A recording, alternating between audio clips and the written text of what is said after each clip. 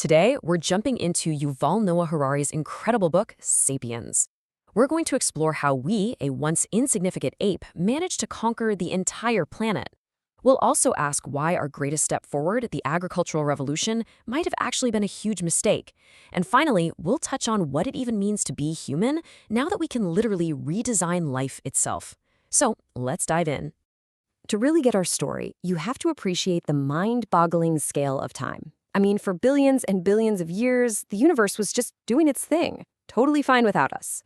Our entire history is just a tiny, recent blip on the radar, and it's really defined by three massive game changers: the cognitive, the agricultural, and the scientific revolutions. All right, let's start with that first revolution. For millions of years, our ancestors they were nothing special. They had about as much impact on the planet as a jellyfish or a gorilla. So how did we go from being background scenery to running the whole show? Well, it all kicked off around 70,000 years ago. Something just clicked. Something fundamentally changed in the way we sapiens thought, and maybe more importantly, how we spoke. This is what Harari calls the cognitive revolution. A handprint like this one, it's way more than just "I was here." It's a sign of a brain that can think in the abstract. Now, here's the crazy part. We weren't the strongest humans out there. We weren't even necessarily smarter one-on-one than our cousins, the Neanderthals. So how on earth did we end up as the last human species standing? It wasn't because of our muscles or our claws. So what was our secret? And here it is, the big reveal.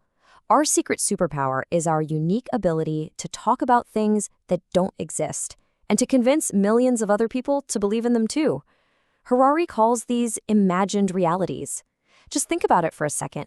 Money, countries, laws, human rights, none of these things are physically real, like a rock or a river. They only exist because we all agree they do. And this quote from Harari just nails it, right? You really can't.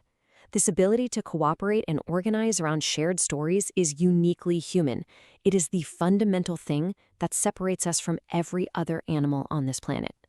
This superpower is what let us completely shatter the natural limit for social groups, which is about 150 people. By believing in the same gods, or the same nation, or the same corporation, millions of complete strangers can suddenly work together. And that's how you go from a small tribe huddled around a fire to building the massive, sprawling cities we live in today. So, all that large-scale cooperation leads us straight to the Second Great Revolution. But while we usually celebrate this moment as the dawn of civilization, Harari drops a bombshell, calling it history's biggest fraud. So, around 12,000 years ago, we started messing around with a few specific plants and animals.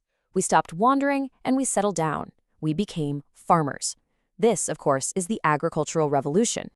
But here's the so-called fraud.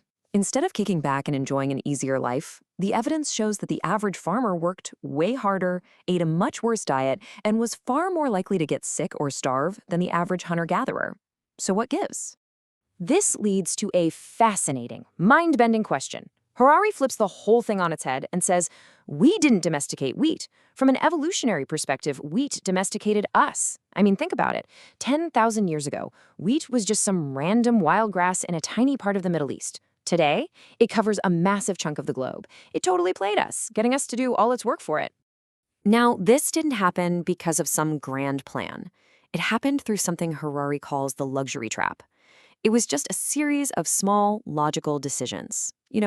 Let's plant a little extra this year, just in case. But all those small steps added up and slowly locked humanity into a much tougher life.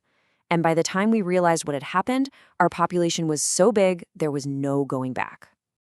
Okay, so farming led to much bigger societies. And to hold those massive groups together, you need even bigger, more powerful fictions.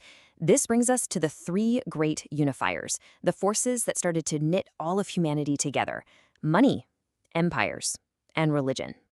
First up, money. Money is probably the most successful story we've ever told. It's a system built on pure trust. It has no real value, it's just paper or pixels. But because we all believe it has value, it works. It lets people who don't know each other, don't like each other, and don't worship the same gods cooperate on a truly global scale. The second unifier was the empire. Empires basically started to swallow up different cultures and create a more standardized world. And right alongside money and empires came number 3, universal religions. For the first time, belief systems popped up that claimed to be true for everyone, everywhere, uniting millions under a single superhuman law. And that brings us to our final revolution, which kicked off just 500 years ago. This one changed the world faster and more dramatically than anything that came before it. And it was all powered by one single, totally radical idea. So what was it? What was this pivotal discovery that gave us the power to cure diseases, split the atom, and even walk on the moon?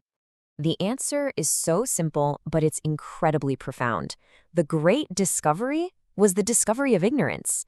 See, before the scientific revolution, most people thought all the important stuff was already known. But science began with the humble admission that, actually, we don't know the answers.